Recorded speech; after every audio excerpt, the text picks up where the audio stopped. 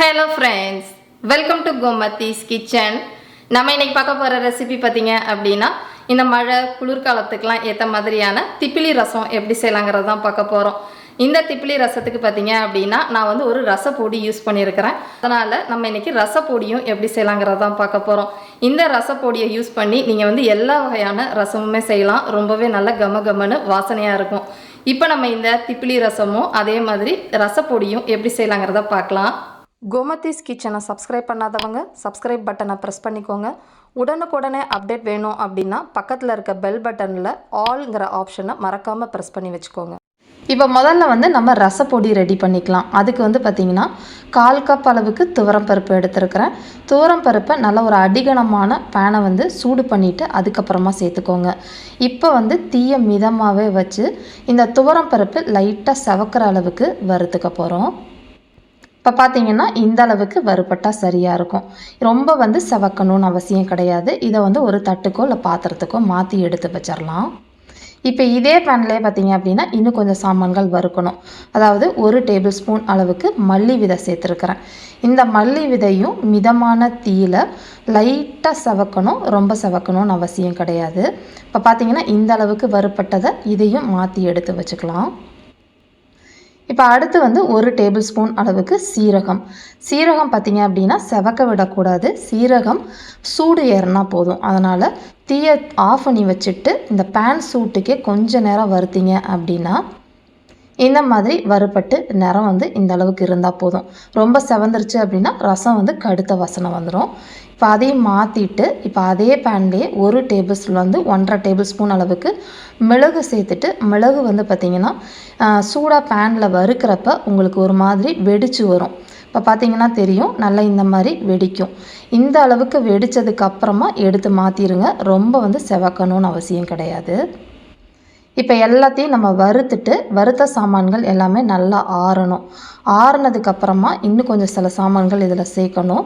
அதாவது பார்த்திங்கன்னா விரலி மஞ்சளை வந்து ஒரு சின்ன பீஸை உரலில் நல்லா இடித்து சேர்த்துருக்குறேன். கிட்டத்தட்ட உங்களுக்கு ஒரு 1/2 டேபிள் ஸ்பூன் அளவுக்கு இடித்தது இருக்கும். இல்லாத பட்சத்தில் மஞ்சள் தூளாக சேர்த்துக்கோங்க.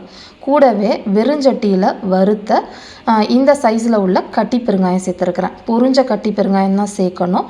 அப்படி இல்லைன்னா பொடியாக இருந்துச்சுன்னா 1 டீஸ்பூன் போல் பொடி சேர்த்துக்கோங்க, சரியாக இருக்கும்.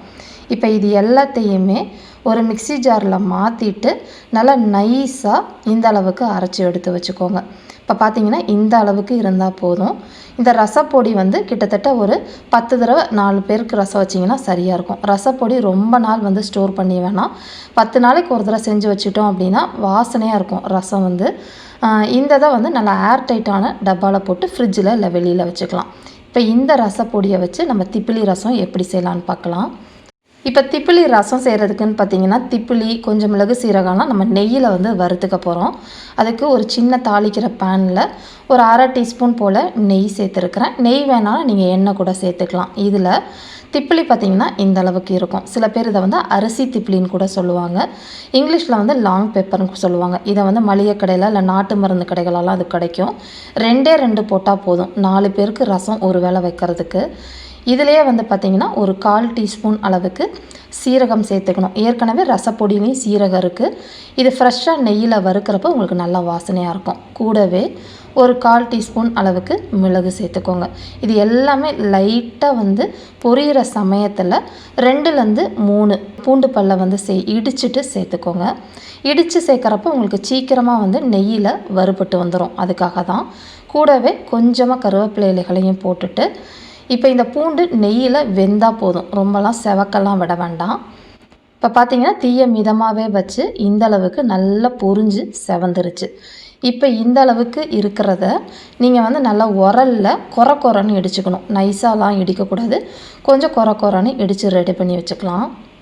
இப்போ ரசம் செய்கிறதுக்குன்னு பார்த்தீங்கன்னா ரசம் செய்கிற பாத்திரத்தில் நல்ல பெரிய சைஸில் உள்ள தக்காளி, நல்ல பழுத்த தக்காளியை காம்பு பகுதியும் கெட்டி பகுதியும் எடுத்துட்டு மசிச்சுட்டு இதில் சேர்த்துருக்குறேன். கூடவே வந்து பார்த்திங்க அப்படின்னா ஒரு சின்ன நெல்லிக்காய் அளவுக்கு புளியை வந்து 1 கப் அளவுக்கு தண்ணியில் கரைச்சி ரெடி பண்ணி வச்சுருக்கிறேன். அதையும் சேர்த்துக்கலாம். கூடவே நல்லா 1 கப் அளவுக்கு துவரம்பருப்பு வேக வச்ச தண்ணி, அந்த தண்ணி வந்து சேர்த்துக்குவோம். இப்போ இதிலே வந்து பார்த்திங்கன்னா இன்னொரு 1லேருந்து 1.5 கப் அளவுக்கு தண்ணி சேர்த்துக்கோங்க. நான் ஏற்கனவே சொன்ன மாதிரி நான் 4 பேருக்கு ரசம் வைக்க போகிறேன் ஒரு வேளைக்கு. கொஞ்சமாக வந்து கருவேப்பிலை இலைகளையும் கொத்தமல்லி இலைகளையும் நீங்கள் வந்து கிள்ளி போட்டு சேர்த்துக்கோங்க. இப்போ இதோடவே நம்ம அரைச்சி வச்சுருக்கிற ரசப்பொடி இருக்கு இல்லையா, கிட்டத்தட்ட நம்ம 1.5 டீஸ்பூன் அளவுக்கு ரசப்பொடி சேர்த்தா போதும். இப்போ இது எல்லாம் சேர்த்துட்டு கலந்துட்டு இப்போ இந்த ரசத்துக்கு தேவையான அளவு உப்புன்னு பார்த்தீங்க அப்படின்னா 1 டீஸ்பூன் அளவுக்கு கல் உப்பு சேர்த்துக்கலாம். இதுவே நீங்கள் வந்து பொடி உப்பு அப்படின்னா நீங்கள் ஒரு 3/4 டீஸ்பூன் அளவுக்கு சேர்த்தாலே சரியாக இருக்கும். இப்போ இது எல்லாமே நல்லா கலந்து தலை கொதிக்க விட போகிறேன் ஒரு 5 நிமிஷத்துக்கு. நார்மலாக ரசத்தை கொதிக்க வைக்கக்கூடாதும்பாங்க. பட் ரசம் வந்து நம்ம தாளித்ததுக்கப்புறம் தான் கொதிக்க விடக்கூடாது, அதுக்கு முன்னாடி கொதிக்க வைக்கலாம். இப்போ தக்காளி நல்லா வெந்து புளியோட பச்சை வாசனைலாம் போயிடுச்சு. இப்போ இதை எடுத்து வச்சுட்டு நம்ம தாளித்து கூட்டி வச்சுருவோம்.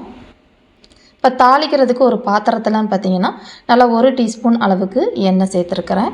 எண்ணெய் காஞ்சதுக்கப்புறமா 1/4 டீஸ்பூன் அளவுக்கு கடுகு, கொஞ்சமாக வந்து சீரகம் சேர்த்துக்கோங்க. கூடவே வந்து பார்த்திங்கன்னா ஒரு 10லேருந்து 12 வெந்தயம் சேர்த்துக்கோங்க. இப்போ போட்டிருக்கிற சாமான்கள்லாம் நல்லா பொரிஞ்சு செவந்ததுக்கப்புறமா நம்ம இப்போ கொதிக்க வச்சுருந்தோம் இல்லையா ரசத்தண்ணி, அதை இதில் சேர்த்துக்கலாம். இப்போ இதிலே பார்த்தீங்க அப்படின்னா நம்ம இடித்து வச்சுருக்கிற மிளகு, அந்த திப்பிலி, பூண்டெல்லாம் இருக்கு இல்லையா, அதை இதில் சேர்த்துக்கலாம். சேர்த்து நல்லா கலந்துட்டு இந்த ரசத்துக்கு நல்ல ஒரு டேஸ்ட்டை வந்து என்ஹான்ஸ் பண்ணி காட்டுறதுக்காக ஒரு சின்ன பீஸ் வெல்லம் சேர்த்து கலந்துட்டு அடுப்பை ஆஃப் பண்ணிவிடுங்க. இதுக்கு மேலே நீங்கள் கொதிக்க வைக்கணுமோ இல்லை நுர கட்டணும் அப்படிங்கிறதெல்லாம் அவசியம் கிடையாது. இந்த பேனில் இருக்கிற சூட்டைக்கே அதை வந்து சூடாயிக்கும். ரொம்ப சூப்பரான திப்பிலி ரசம் வந்து ரெடி ஆயிடுச்சு. இதே மாதிரி அளவுகளோட இந்த திப்பிலி ரசத்தையும் ரசப்பொடியையும் செஞ்சு பார்த்துட்டு எப்படி இருக்குங்கிறத கமெண்ட் பண்ணுங்கள். வீடியோ பிடிச்சிருந்தாலும் கமெண்ட் பண்ணுங்கள், லைக் பண்ணுங்கள். மறக்காமல் கோமதீஸ் கிச்சன் சேனலையும் சப்ஸ்கிரைப் பண்ணி வச்சுக்கோங்க. தேங்க்ஸ் ஃபார் வாட்சிங்.